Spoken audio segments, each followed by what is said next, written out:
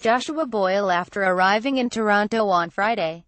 He and his pregnant wife, Caitlan Coleman, were seized in October 2012 by the Haqqani network in Afghanistan. Mark BlinchReuters A Canadian man who with his American wife and children were held hostage in Afghanistan by a Taliban faction for 5 years said late Friday that his captors had killed his infant daughter and raped his wife.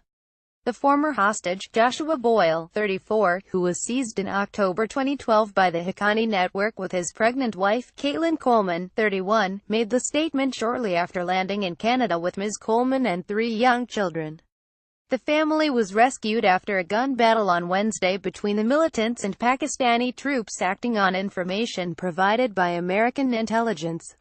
One of the abductors shouted, "Kill the hostages," and Mr. Boyle suffered minor shrapnel wounds in the raid, his relatives said. The family was later taken by helicopter to Islamabad, Pakistan, before flying to Canada. In his news conference in Toronto, Mr. Boyle said, "The stupidity and evil of the Haqqani network's kidnapping of a pilgrim and his heavily pregnant wife engaged in helping ordinary villagers in Taliban-controlled regions of Afghanistan was eclipsed only by the stupidity and evil of authorizing the murder of my infant daughter." He said the child had been killed after he refused to accept an offer from the militants, but he did not elaborate. Mr. Boyle said his wife had been raped by a guard with the assistance of the guard's superiors. He demanded justice for his family. His wife did not appear or address the reporters. The couple were abducted in 2012 while backpacking. Ms. Coleman, who is from Pennsylvania, gave birth to all 3 children in captivity. Mr. Boyle's statement at the airport in Toronto was the first public revelation that there had been a 4th child.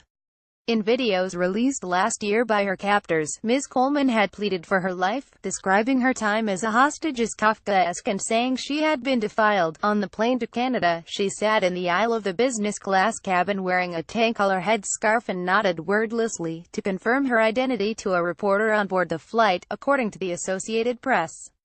Her 2 elder children sat next to her. Mr. Boyle sat with their youngest child in his lap. State Department officials accompanied them on the plane. President Trump has praised the Pakistanis for their role in freeing the family. "This is a positive moment for our country's relationship with Pakistan," he said on Thursday.